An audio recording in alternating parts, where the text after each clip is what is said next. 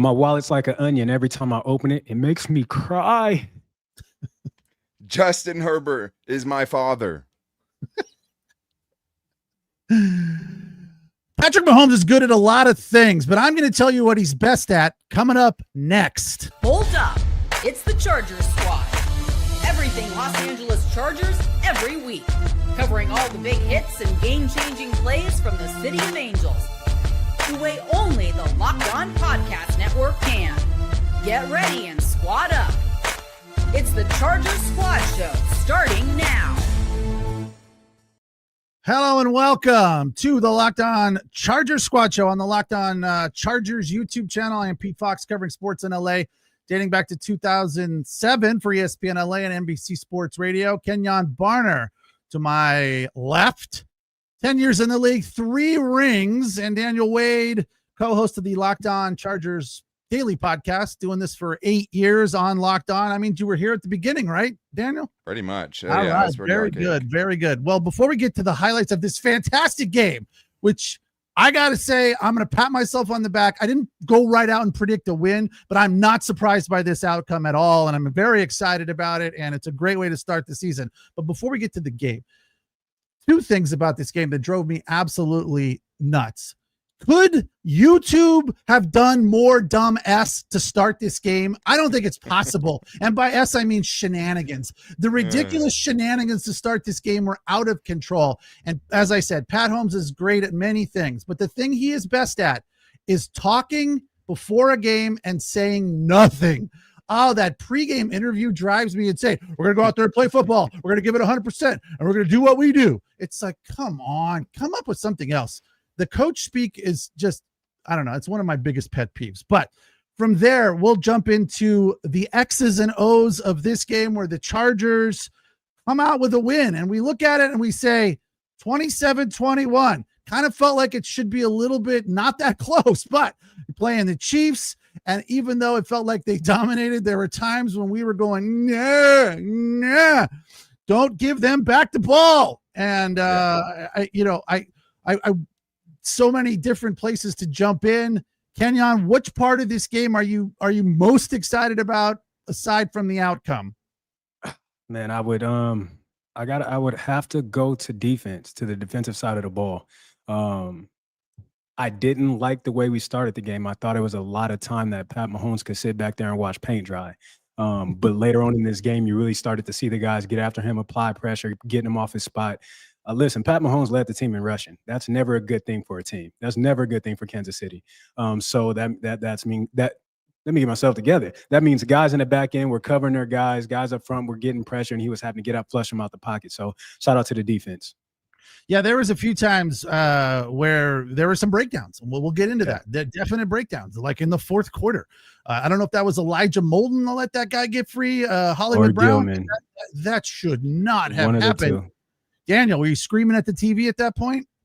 Yeah, man, it just felt like the same script, right? Like it's a movie that Charger fans have seen 100 times, and every little thing that happens, a wide open Travis Kelce here, right? Another wide open 4th and 5 receiver way down the field there. You're like, this is how it happens, right? Even the first half, it felt like the Chiefs were going to win at the end of the first half. Like that's how much Chargers fans have lived these experiences. You see them kind of bungle the end of that game clock management, or the end of the half clock management wise, and you're like, this is how it happens. This is how it starts. The little trickle, the little snowball that turns into an avalanche. But I think there's something to be said about that's the difference with this Jim Harbaugh team, right? Is it starts to unravel a little bit, but they're still able to kind of find those big moments and reel it back in. Yeah, some of the things that frustrated me, look, I'm so sick and tired of Patrick Mahomes running the ball because I do a hit on Kansas City radio every week talking about the Chargers, and the guys there described it to me by saying it looks like Patrick Mahomes is playing. He's an actor playing Patrick Mahomes in a movie about himself because he doesn't look like he's a good runner. It looked like he's barely capable of running, but he's so effective at it. And that's what makes it so frustrating. It's like, what? He's not even fast. So that's what drives me crazy. It almost felt today like he needed a spy. Kenyon, would that have been a crazy notion to put a spy on him? Yes. You should never have to put a spy on Pat Mahomes. But the way that he was running the ball today, I wouldn't have been mad at it. I wouldn't have blamed them for wanting to do that and deciding to do that because, quite frankly, we needed to do it. He was breaking free, gaining yards, lowering his shoulder and running guys over. Listen, Dante Jackson, we can never let that happen again. That is unacceptable. Drop the wood. And I know, Jack, I played with him in Carolina. You can never, unless it's Cam Newton or somebody like that, you could never get truck stick by a quarterback like that again, brother. That can't happen. He was in a tough spot, Kenyon. He was in a real tough spot there. That's the hard thing, right? And that's what makes you so infuriated. I can't say it, Daniel. Because he lowered his shoulder. He did. But like, the thing is, though, is he's right on the sideline, man. And then that's the thing that's going to end up, getting Patrick Mahomes just blasted one of these times along the sideline because Dante Jackson in that spot's like, well, if I load, he's going to go out of bounds. If I load up on him, I'm getting a 15-yarder, right? And then he does it and takes it easy, and then he gets the boom dropped on him, for lack of a better term. But, man, you're right. I mean, defensive back or not, the other team's quarterback, Patrick Mahomes, I mean, if it's Josh Allen, it's one thing. If it's Patrick Mahomes, it feels a lot different. Absolutely. Yeah. That was crazy. They were landing on him a few times. They didn't let up, but that one was like, whoa, I mean, I guess he deserves one. Shout out to my guy, Troy Dye. Man. I feel like we've buried the lead to a certain extent. Obviously, the biggest story in this game is a win, but Justin Herbert, huge night. 318 yards, 3 touchdowns, only the third Charger quarterback to ever go 300 plus and 3 touchdowns in one game, the other being down Fouts. And I missed who was the second one? I missed that. Was Bill River. Keenan. Yeah. Yeah. And he did it Seems twice. Pretty obvious. Yeah. So big, huge night for him. Here's my question for both of you. Were you surprised and excited at the same time to see him running the ball right out of the gate? Because we've talked about it a little bit in the preseason, and some of the guys in the chat have jumped in to say we need Justin Herbert to run the ball more. So I know the fans were excited about that. I was too. I was like, yes, that they do need that, and I would like to see it right out of the gate. He's running the ball and throwing the ball. They're not coming out doing this Jim Harbaugh smash mouth offense, pounding the ball up the middle. Although Amari and Hampton had a good game, and we'll get to that. But are you guys excited to see him run the ball the way he did tonight, Kenyon? I definitely was. This looked like a Oregon football game with Herbie back in Austin, tucking the ball, getting it down, using his legs, getting first downs, extending drives. This is exactly what Herbie is. Herbie is a dual threat quarterback and one of the best at it. We just didn't see a lot of it last season, and a lot of that was due to the ankle injuries that he had early on. So he was very limited in his mobility. But I was extremely excited to see it, and I was also shocked that we came out and threw the ball as much as we were throwing the ball. You know, we're typically accustomed to Greg Roman wanting to dominate the game on the run, on the ground. We just didn't see that aspect of it. So I was very surprised by that. But shout out to Herbie being able to go out there and get the job done and perform. Man, I couldn't agree more. And I mean, you think back in Rose Bowl Herbie, right, where he doesn't throw a touchdown in that game to beat Wisconsin. It's 3 touchdowns on the ground. Yeah. And I love it. And it was the one thing from the playoff game that left the kind of the most lasting mark with me was just the fact that it wasn't the 4 interceptions. It was just he had no rushes in that game. He didn't try to scramble when the receivers couldn't get open. He didn't take it upon himself. And that's why this is such a big win, right? It's not just beating the Chiefs in week 1 on YouTube for the first time in front of the entire world to go 1-0 for against a quarterback you haven't beat since 2021, right? It's not just that. You won on the back of Justin Herbert, right? Yeah. Like, it's one thing to win. If they had gotten a pick 6 to seal it, it would feel different. Justin Herbert cannot erase the stench that have been his first 2 playoff performances until he wins a playoff game or has a deep run. He can't. This is the closest thing he could do to erase some of that. He can't erase it all. But to go in this stage and not have it be, Patrick Mahomes runs out of time, because there's no amount of time at the end of a half that's safe for Patrick Mahomes. The Chargers found out in the first half. There isn't. Exactly. There's no amount of time. We've seen him do it in 13 seconds, right? You have to end it on your own terms. And the Chargers didn't dominate. They didn't play bully ball from the get-go and dominate them on the ground. I mean, we're talking about a team that didn't allow Saquon Barkley to go off in the Super Bowl, whether they got blown out or not. What they were able to do, though, was not give it back, not run the ball 3 times behind the center and then give it back to him with 2 minutes and hope that your defense can get a stop. Justin Herbert on a 3rd and 14 put the team on his back, had a little aura in the slide as well to put the cherry on top. This, as far as Justin Herbert and the narrative around him, all the haters couldn't have had a worse night than the night that Justin Herbert just made them have. Yeah. And speaking of haters, we can't find a whole lot tonight for Quinton Johnston showing up. We talked about it yesterday, Daniel, on the squad with Jim Daniels. And, to me, it feels like at times people are ready to pounce, not give him a lot of line. It's like any small mistake, get rid of him. He's terrible. But tonight, everyone is, pointing fingers at those people saying nobody believed my boy Q showed out. Happy as heck for him. Everyone is sharing the love. I mean, he had a fantastic game and even had a big drop for a touchdown. Yes. So, yes. That says a lot about how people feel about him. Fantastic performance. And I love the fact that they were just feeding him, right? Feeding him. Where's the camera? You're there. I love it. I love that. To me, it kind of felt like, Daniel, you've probably heard this term, more than most of us, but it's the Chargers being the Chargers. That's charging, right?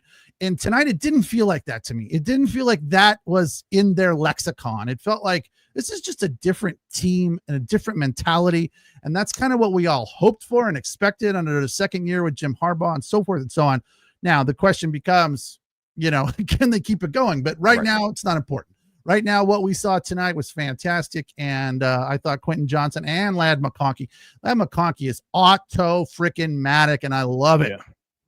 Yeah, I mean, what about the veteran Keenan Allen, right? I Talk mean, a lot of about it. people wondered about if those two guys could coexist. Can you have Ladd and Keenan on the field at the same time? But on those third downs where they wanted to double team Ladd McConkey, who was it that came through? Third down in the red zone. Who does Justin Herbert find in the back of the end zone? It's his, most trusted target, Keenan Allen. Not only that, made a really tough throw behind him catch that he made on a third down earlier in the game. And it's just so nice to have multiple guys who can make that tough catch. But I mean, shout out to Quinton Johnston, man. It's such a weird thing. Being a first round pick has to just kind of be crazy because you're the same player either way, but where you're drafted makes such a big difference on how people think of you. And so to have, it wasn't the 2 touchdowns, right? It's the touchdown after the drop touchdown, Kenyon, that means the most to me because look at CeeDee Lamb, right? Like he's going to come back and still be one of the best receivers in the league this year, and he's going to get the benefit of the doubt to some extent. Now, that was pretty brutal, but yes, it was. With Quentin Johnston, he doesn't have that credit, right? He doesn't have the 100+ catch, 1,000-yard seasons that CeeDee Lamb has. The biggest problem with Quinton Johnston wasn't the drops. I know there's been big drops. It's the fact that after those drops, he seemed to spiral. He seemed to get in his own head, and then there was a second drop and a third drop. In this game, that didn't happen. He dropped a ball in a big moment and came back and ended up scoring, basically the game-sealing touchdown. D-Wade, you are cooking. I want you to understand that. You're in the kitchen with an apron on and that chef hat, and you are cooking. But you're absolutely right. Said that. But you're absolutely right. In this game of football, you have to have what we call short-term memory. You cannot harp on your past mistakes. You can't harp on a drop ball. You have to forget about it and move on because the next play is coming, the next play. And so to be able to see him do that, even after that big drop in the end zone, what should have been 3 touchdowns on the night for my guy, to see him bounce back and just continue to progress in the game, continue to get better, continue to shine, continue to produce, and continue to make the plays that needed to be made. And look, there was also a boneheaded play where he made a nice catch and had a nice run and didn't get the first down. He was walking the tightrope there. Just got to get upfield. Lean. Anyway, that was a little frustrating. I was thinking the same thing. It's like, here we go. But, to his credit, he kept battling. They kept feeding him and giving him the ball, and that was fantastic. So, but from an offensive perspective, this to me was so exciting because it felt like not what we expected, right? And I think when you've got Herbert under center, this is what you need to do. And just, feature the running back as a distraction to a certain extent. And every now and then, based on the defense that you're running into, you can have a different game plan and pound the rock the whole day.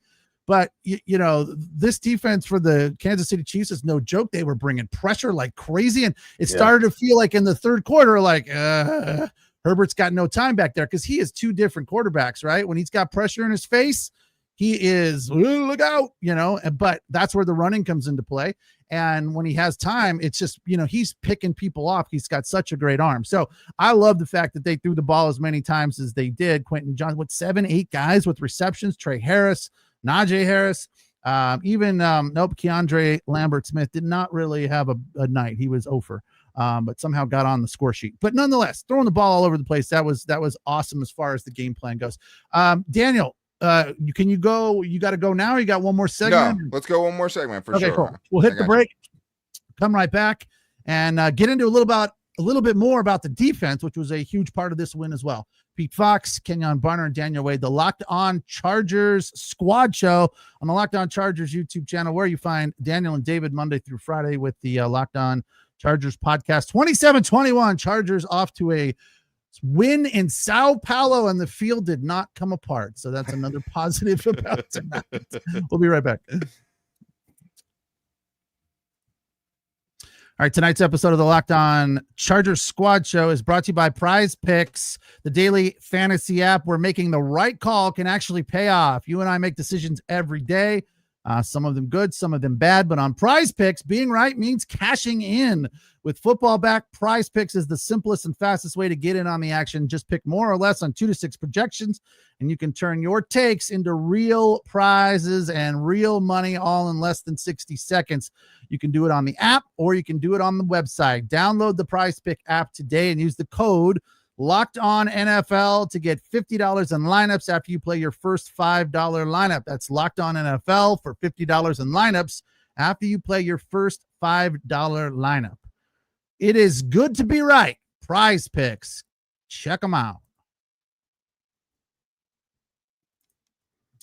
All right.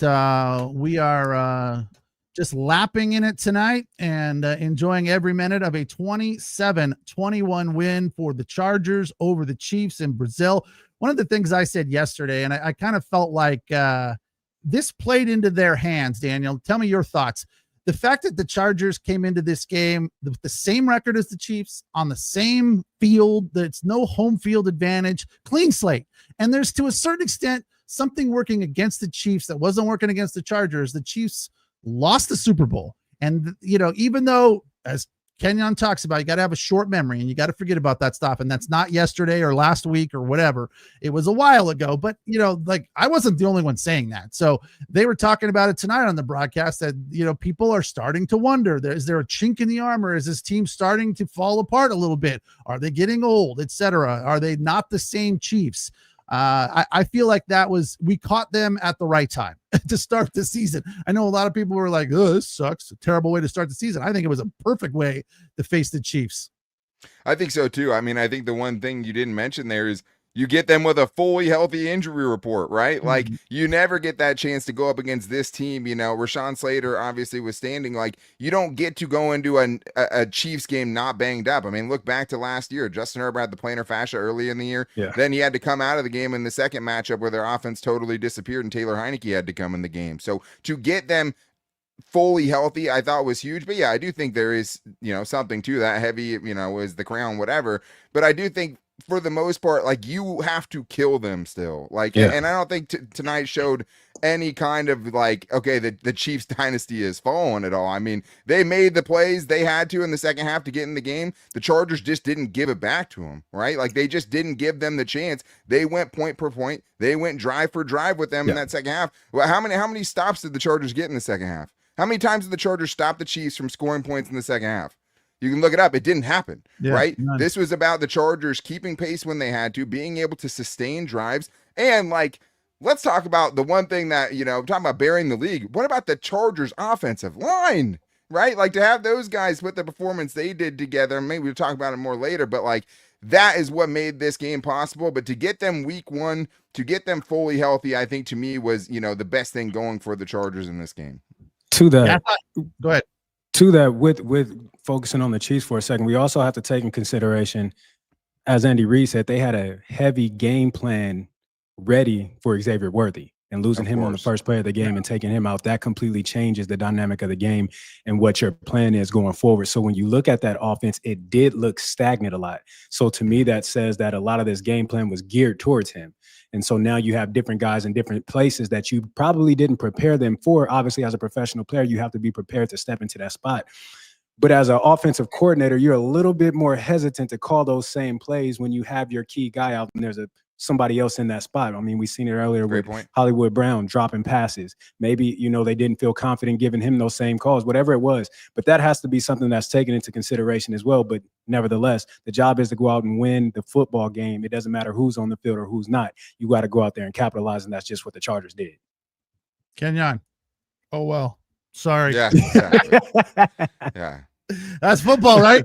It's football, baby. It is Friendly football. fire too, man. That Yeah, sucks. absolutely. And it was hard. So today, here's my question for you guys. I thought the line was good, not great, but maybe I'm wrong. I thought Trey Pipkins got beat at least a couple of times, but look, they made it work, and that the Chiefs were bringing the blitz a lot, and that's tough to deal with. I don't care who you are. Yeah. So because this has been one of the things we've talked about a lot. It's been one of the focal points for the Chargers that they gotta have a better line to be better. I mean, you said it, Daniel, at the end of the season last year, and we talked about it a lot, and they have made improvements. Obviously, the injury to Slater is tough, but definitely solid performance today.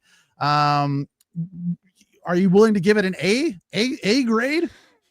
Yeah, I mean, yes, for sure. Yeah. I mean, the fact that if Chris Jones doesn't have 2.5 sacks against the Chargers, with the questions we have about the interior of their offensive line, and you're also having to substitute Mekhi Becton in and out of the game because he's getting oxygen on the sideline because he became questionable in this game with an illness, you get an A. But and the offensive line deserves all the flowers that they get for this one because they did enough. That's all you need. And I think the other part of it is this: Justin Herbert is healthy.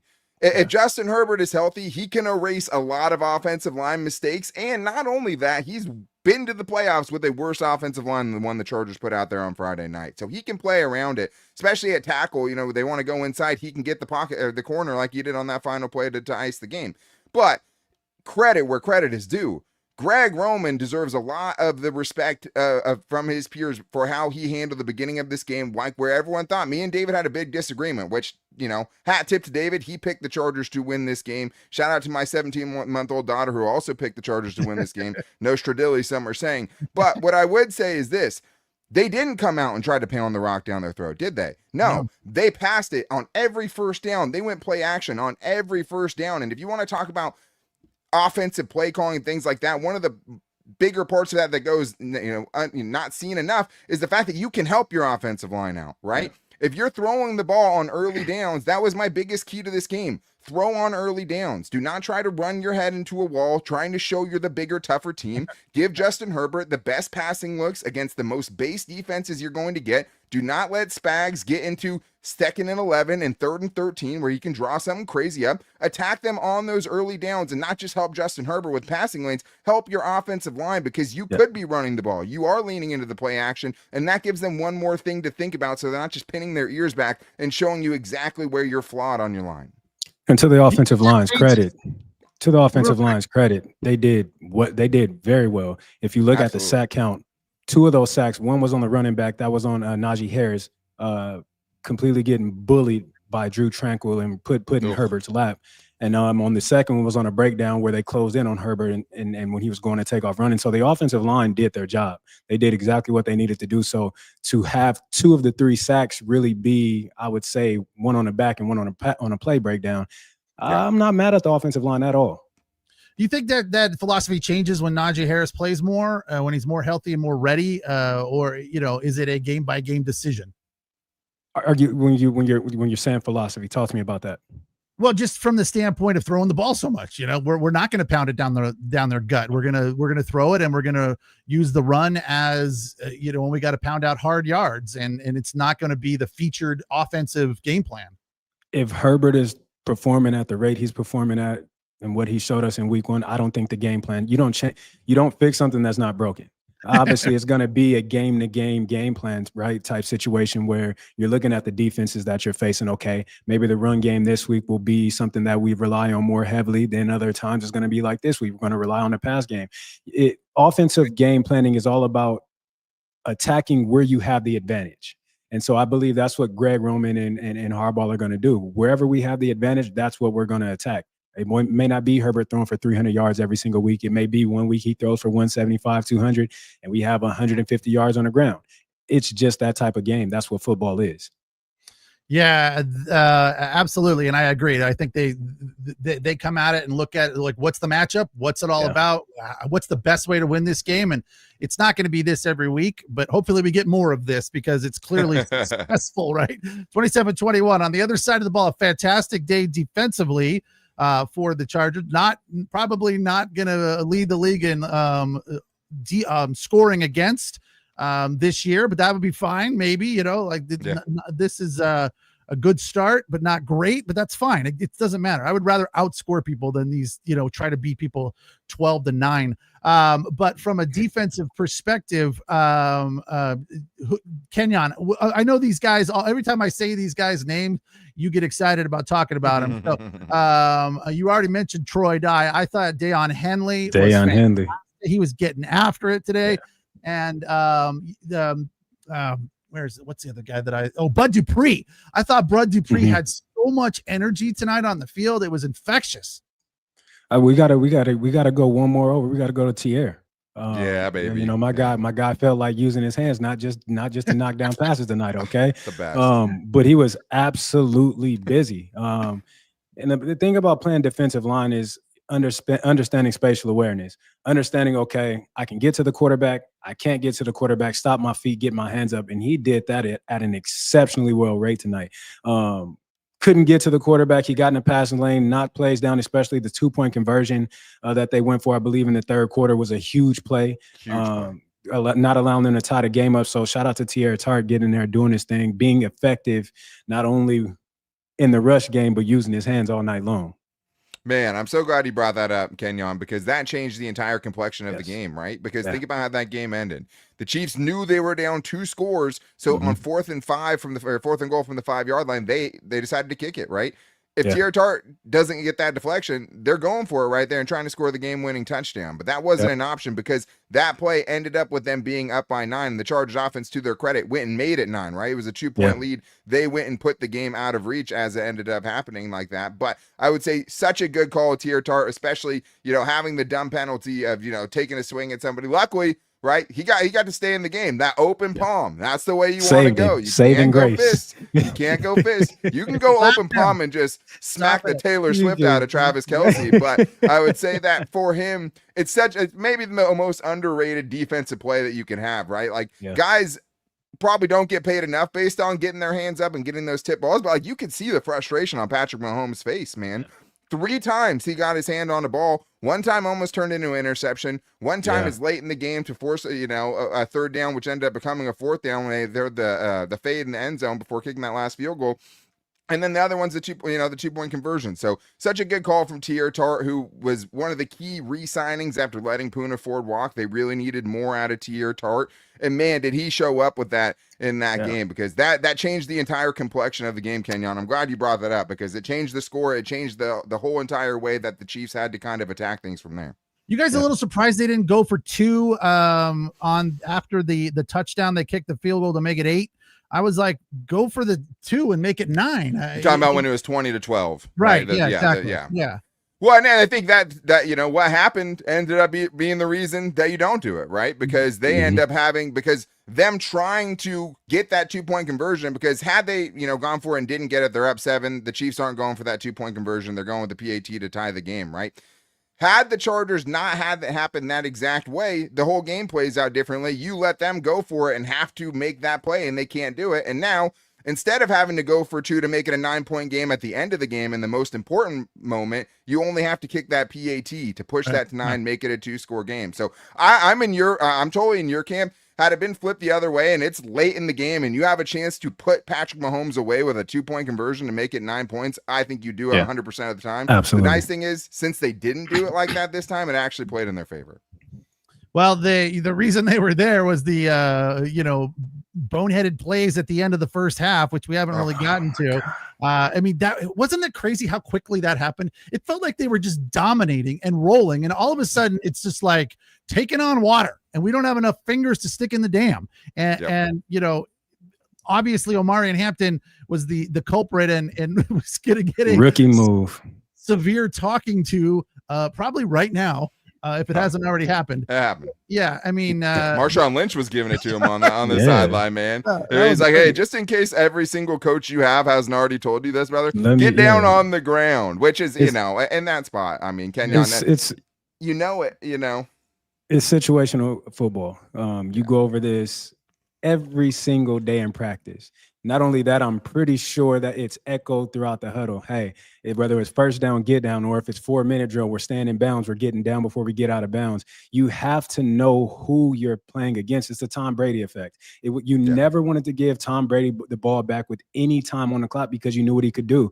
And Pat Mahomes is right there. You don't want to give this guy the ball back with any time left on the clock because you get the result that you get. They go down, get a field goal. Now the game it's a completely different ball game. But definitely a rookie move. Got to learn from it. Boneheaded move. You just can't have that. You can't have that.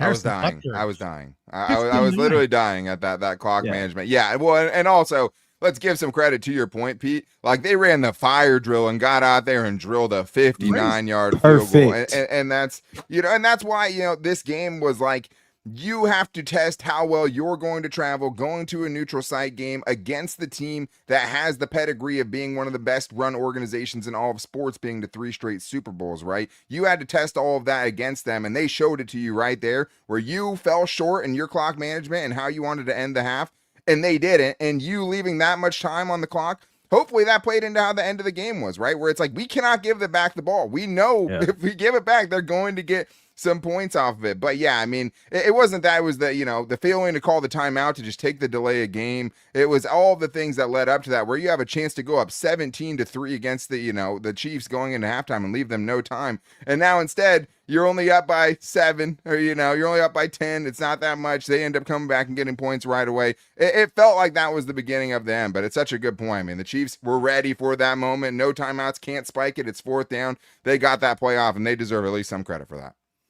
Yeah, the fact that the Chargers came out, a lot of times we see the tale of two halves with the Chargers, you know, and we're like, what the hell happened in the second half? And it could have very well gone that way. So credit to them for letting that kind of just slide and coming back out focused, even after a 3-and-out to start the second half. So that was another kind of feather in their cap that they were able to just battle and like not let these things that we've seen cause them problems in the past, you know, affect them today. They just like kept battling. And I think a lot of that has to do with the fact that it's the start of the season, and this is an important game, and there's pressure on everybody, right? Even though none of these guys are going anywhere. A lot of the commenters are saying that, you know, something to the effect of, you know, these guys are hearing the talk, you know, whether it's Quinton Johnston, whether it's even Jim Harbaugh to a certain extent hearing the talk, you know, Herbert's hearing it. That somebody comment, this is the biggest win of Herbert's career. Would you agree with that, Kenyon?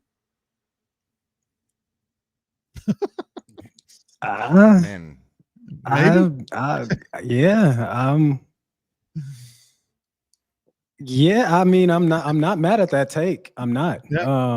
Against a team that you have not been able to beat, a division opponent.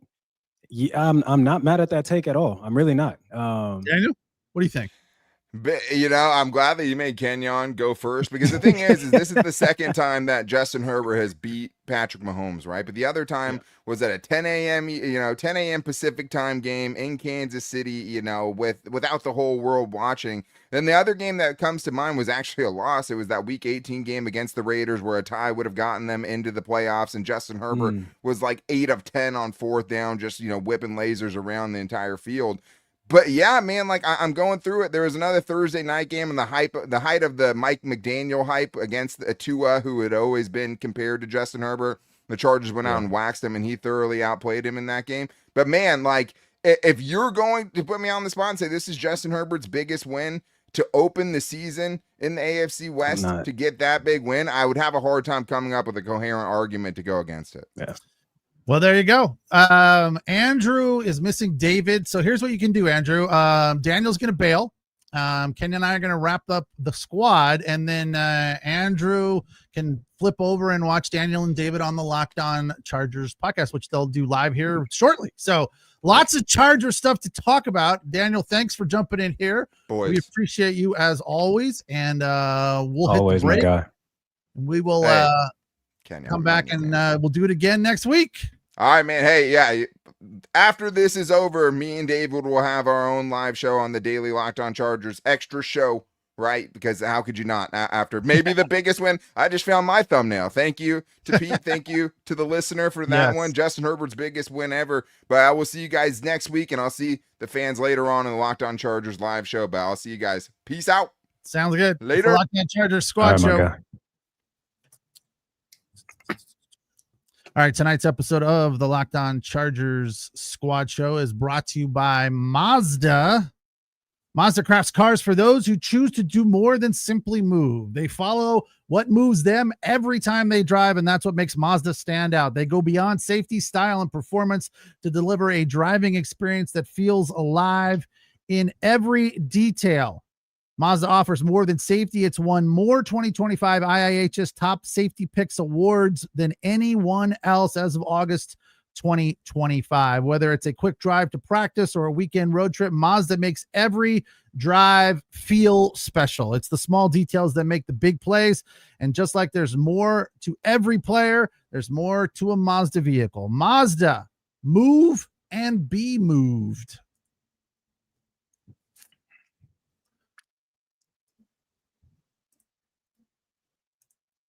There you are. You ever owned a Mazda? I've always wanted to own a Mazda. I've come close to buying a Mazda a couple of different times, but I've never owned a Mazda. That's probably the one make of car that I've never owned. I was a Honda guy. I had a Honda. I was a Nissan guy for a while. I'm a VW guy now. There we go. There we go. A little Volkswagen. Yeah, I'm not very loyal to any one brand, but I came so close one time to buying a Mazda. It was a cool hybrid SUV, and just I don't know what happened there. I think we would ended have up been with good on gas. Yeah, for sure. We got an electric car that doesn't use any gas. Tonight the Chargers were using a lot of gas, which was awesome. They were out there burning fuel in Sao Paulo, and they come away with a 27-21 win. There were times where we were all a little bit worried. But I think what makes us feel probably the best tonight, KB, is that every time there was kind of this issue where we felt like, oh, that could go south, that could turn out bad, they got themselves out of the corner. They started throwing haymakers, and they rebounded. And the resiliency, I think, is a big part of being a successful football team. When stuff starts to go south on you, the ability to just keep doing what you're doing and fight through it is huge. And I feel like tonight the Chargers did that in a big way. And hopefully it's kind of a turning of the page on, the charging type of stuff that we've seen from them in the past. And it's just a new mentality. And it's really, although the Harbaugh era started last year, let's hope tonight is the start of the Jim Harbaugh era. Well, new year, new season. And to your point, the old Mike Tyson saying, everybody has a plan until they get hit in the mouth, right? And so this was a game where both teams were hitting each other in the mouth. So it's about who's going to respond. Are you going to fight back, or are you going to lay down? And the Chargers responded each and every time. Each and every time Pat Mahomes and the Kansas City Chiefs went on a drive and went down, scored, and did what they needed to do, the Chargers came right back and responded. And so that is a great thing to see from this team. And obviously last year we watched them. It was a bend, don't break mentality, and we've seen that this year again. They bend, they don't break, but now we're responding, and we're responding in the right way. Yeah, so many offensive options for Justin Herbert. A lot. Led McConkey, 74 yards, 6 catches. Quinton Johnston, 5 catches, 79 yards. His first catch was sweet. And it was nice to see that they went to him right away. I really appreciated that. And, of course, Keenan Allen with 7 catches for 68 yards. Tyler Conklin had a couple of big ones, although they kept calling him Will Dissly. I was like, it confused me. Like they didn't just call him Will Dissly once. They called him Will Dissly like 3 times. I'm like, that's not Will Dissly. Listen, on the fumble, they called him Will Dissly. And right. I was like, I know he wants that to be Will Dissly right about now. But yeah, plenty of weapons. That was because we had that big conversation yesterday as to whether Will Dissly was a hands tight end or a blocking tight end. Well, today was a little bit more of a blocking tight end. Tyler Conklin was the hands guy, but the one catch from Will Dissly was sweet. It was big time. It was at a big moment late in the game, and I think what we came away with yesterday, Will Dissly can do both very well. Yes, he can. from the standpoint of Omarion Hampton, what do you think of his day? It started off strong. It finished strong as far as he didn't give up, but he was a little bit more productive early in the game, but just banging out hard yards, almost like a knife through butter early in the first half there. It got a little tougher on him, give the Chiefs a little bit of credit there for slowing him down, but nice start to his professional career, 15 carries, 48 yards. Beautiful start. Again, we didn't get a large sample size of him in the preseason, right? We got 2 carries here, another 2 or 3 carries here. So you really didn't know what he would, you could see it, but you didn't know what it would look like live when he's really in the game and getting the carries that you're going to give or starting back. So to see him go out there and continue on from what we've seen him in the preseason, the ability to get in and out of cuts, the ability to consistently fall forward, to run behind his pads, run with power, move the chains. This kid is going to be special. He's going to be really good for the Chargers. And I look forward to seeing Najee Harris get more involved in the run game so we can see this two-headed monster and what this run attack will look like with both of these guys being used effectively. 2 catches for Omarion. He's surprised to see that. I kind of was. Like, he didn't seem like not that kind of guy really, but I know he's capable. I mean, he did it in college. He had, I think I said it last night, 37 or 38 catches for 300 some yards his last year. So, but I just didn't think that the Chargers would use him that way, right? But my thing is, and we talked about this, you have to. I have to be able to utilize my back in more than just a run game. I have to make him a threat in every facet of the game. If not, he's just a guy out there wasting space. So I'm glad that they went to him and they got him the ball in the pass game, because now it gives defenses something more to worry about. Trey Harris had a catch for 11 yards at a pretty big point in the second half. And looked fast. He looked so fast. I didn't see that in the preseason. I said, I'm sorry, I was not familiar with your game.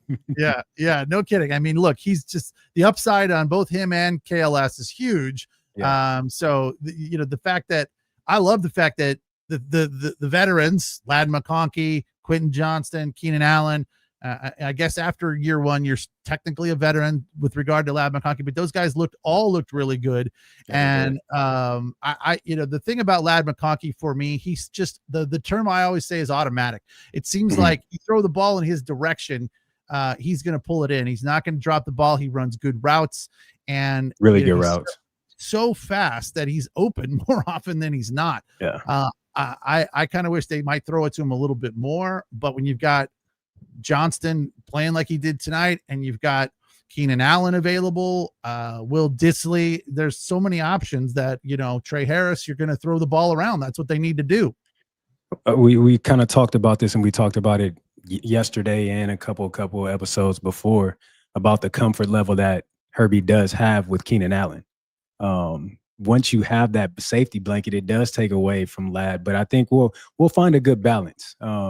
As season continues to go on, you're going to see games where Ladd goes off, and you're going to see some games where Keenan goes off and where Quinton goes off. I think that's just going to be the type of year that it is. You're not going to know what player it is on that particular week.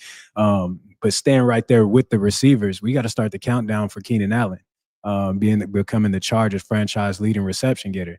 He's 45 catches away. We on our way, okay? Very nice. Yeah, that's huge. The defense played very well. Brought some heat and made life tough for Patrick Mahomes, but Mahomes had a freaking good game. I mean, Mahomes was Mahomes today, 24 of 39. I mean, that's not a great percentage, but the way he made plays happen and ran the ball for 57 yards, their leading rusher and a touchdown. Frustrating for Charger fans, but you got to tip your cap to the guy. He is absolutely, a stud Hall of Famer to be sure. And that play that he made where he was diving, and I mean, can anybody else in the league make that play? I don't, maybe Lamar Jackson. I don't know who else can make that play. I've seen, I would say Lamar, but I played with Carson Wentz, and I can't remember exactly who it might have been the Rams or somebody that we're playing against. But they took his legs out, and Carson threw a ball 40 or 50 yards down the field in the air. There's a very select few of quarterbacks who can make that type of play, and Pat Mahomes is by far the best at it. You look at the way this guy throws the ball across he makes all the throws that you're not supposed to make as a quarterback. Yeah, and he makes them look good. The pass to Hollywood Brown late in the game where Hollywood was just wide open, and he threw it across his body, Yeah. You know, I think he was in the air, so he didn't have his feet planted, and he chucked it 40 yards down the field. That was, that was amazing to watch. Frustrating because it's like, how does that happen? I mean, if that ended up turning into a Charger loss because that play or that series, we'd be talking about that all night. I mean, absolutely. That was just an unbelievable play. I mean, Hollywood Brown had a heck of a game, 10 catches for 99 yards. So that obviously the biggest of them through the night. But, all in all, when you look at what the Chargers did on defense tonight, it was a bend don't break sort of thing. And this game was one, we talked about it yesterday. We talked all about the offense on the squad show yesterday because we kind of felt like the defense didn't need as much analyzing and getting into. And to a certain extent, that's kind of what happened. A bend don't break sort of thing. And the offense came out and won this game without a doubt. Yeah. Yeah. That's exactly what it is. And it's just the Charger defense. They're going to bend. They're not going to break. They're going to give up plays. But when it's times to put up or shut up, they're absolutely going to show up and make it happen. But again, shout out to the offense coming to play, getting the job done. Herbert putting the team on his back. Can we talk about that slide? Can we talk about the flair to it? Okay. When he slid, I said, okay, now he's styling and profiling. Just a beautiful game and a beautiful way to end it. Beautiful way to end it. Yeah. What's the Phillies shortstop, former Dodger, that is like considered the smoothest slider in baseball? Trey Turner. I don't know if you're familiar with Trey Turner. Played for the Dodgers for I think a year, but he does something when he slides where it's like he barely touches the ground. He kind of just floats, right? Really? You should just go to YouTube and watch some of his slides. It's quite remarkable. I mean, most guys slide, it just looks rough and bumpy. I mean, I don't know if you remember Pedro Guerrero, former Dodger from long before you were born, but Pedro Guerrero was the worst slider in all of baseball. People used to say it looked like an unfolding lawn chair. It was so bumpy. Oh, that's tough. Oh, he's going to hurt himself. Don't slide. But Trey Turner is the opposite of that. He just floats. It's like he just kind of, it's like he's on air. That's what it looked like Herbert on that slide. He just, again, more credit to the grass. The grass was perfect in Brazil. No issues. No issues. Did you see that thing at the start of the game? They brought out this sewing machine, which looked like a Zamboni. And I didn't see that. They sewed the pieces together. So I didn't even know there was such a thing that sewed grass together, but there is such a thing, and they used it in Brazil to make the field secure and safe, and it worked. And that's great because you don't want something like that to be the focal point, and have the players complaining and all that stuff. I mean, these games in other countries are cool. I want to talk a little bit more about that after the break. So we're going to find out if Kenyon has played in any other countries and what his thoughts are on that. It's the Locked On Chargers Squad Show on the Locked On Chargers YouTube channel. Place to hang out when every game is done. Chargers get off to a good start, beating the Chiefs. First place Chargers, 27-21, the final score.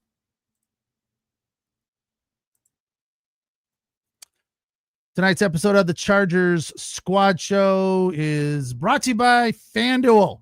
The NFL season is here, and FanDuel is making sure you are ready with this can't-miss offer. Right now, new customers can bet $5, and if that bet wins, you'll get $300 in bonus bets to use across the app all season long, as you can make it last. If you know what you're doing and you have intuition that is right more often than it's wrong, then that's a good place to be, and where you need to go to FanDuel and take advantage of that. One of the things I have to remind people that apps like FanDuel make watching sports more fun, especially if you're really into a team like you Charger fans are, because you have insight that maybe these guys that are putting up the numbers don't have. I mean, obviously they're really good at what they do or they wouldn't be in business, but for you as a fan, sometimes that knowledge can get you over the hump. So if you're ready to play, download the FanDuel app now by visiting FanDuel.com to get started. That's FanDuel.com to place your first $5 bet. Pete Fox, Kenyon Varner, the Locked On Chargers Squad Show. We come on right after the games and on Tuesday or Thursday and talk about Charger football for an hour. Tonight, pretty easy conversation.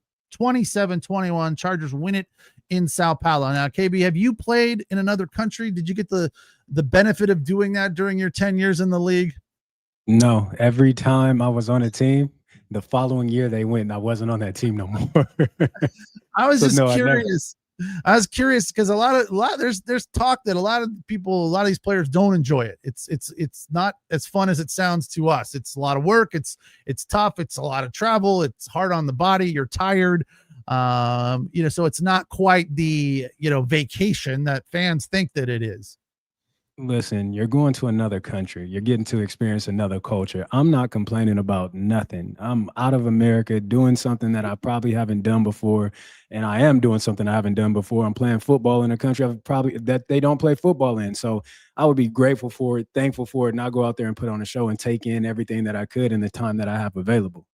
Yeah, and they're usually there probably a week at least, and I'm sure they're treated like royalty. I mean, they probably absolutely get it's not like they're out digging ditches. They're having special dinners and all sorts of entertainment and showcasing the country and whatnot. And so it is probably a very, very cool experience. One thing that was not a cool experience in tonight's game for me was that damn PA announcer. Could he shut up? Like, what was he saying? That guy was talking I thought he was doing play-by-play over the PA in the state. Shut up. Like I didn't understand it neither. I was confused. He was I know he was doing it in both languages, and that's part of it. Yeah. But the other part was maybe it was just the technical aspect that it was loud and we could hear it. Yeah. So yeah. I was like, I do PA for high school football. I should be doing a game right now, which would have been a fantastic game out in Irvine, Crean Lutheran against Capo Valley. Okay. Pretty close together in proximity to each other, both very good programs. I was going to do PA tonight, but this takes precedent. Got to go where the bread is buttered. So that would have been a fun game. But anyway, I do high school PA, and like, you don't say that many words. Like, that guy was, every time something happened on the field, he was talking, and it was just so loud. I was like, wow. Got to do something with the sound, with the technology. We got to get better at that. Got to get better. Yeah. And then the YouTube, I mean, I feel bad. I mean, we don't really work for YouTube. We work with YouTube. We're part of the YouTube universe. I thought that game tonight was on YouTube TV, but it wasn't. It was actually on YouTube, which was great for me. Really? Yeah. You liked that? See, I felt old watching that game with all of the dumb stuff that they were doing for people that watch YouTube. I was like, this is not hitting a chord with me, like the Beast guy, what's his name? The Royal Beast. Yeah. All of that stuff was so stupid. I was like, come on. Well, listen, you got to touch, you got to, it's like, okay. It's like this, Taylor Swift, right? They showed Taylor Swift a million times last football season, but it's tapping into a different fan base, a different demographic of people. And so he streams, he does all that, and everything. Streaming is huge in this world right now. So you're tapping into the streamer demographic and trying to pull them in, making football bigger than what it already is. Yeah, it definitely had a different tone, and I get it. And I am an old guy, and I just hate it when I don't always feel old. I feel young still. But that's good. That tonight made me feel old. I was like, all of this, just play football. You got to get with the times, Pete. You got to get with the times, brother. That NFL commercial where they were like in some ship, and I don't even like, it was some popular song, and I was like, I knew the song, but I was like, what is going on here? This is so over the top, unnecessary. And then like the Dude Perfect guys, weren't they involved in a lot of things? And look, I think the Dude Perfect stuff is kind of cool because it's really amazing what those guys do. But I was just like, I just felt like they were trying too hard to be young and hip. It's like, hey, we're young and cool and hip. It's YouTube, man. We're not doing that exactly. It's YouTube. Okay, YouTube it's the platform for all of that. Yeah.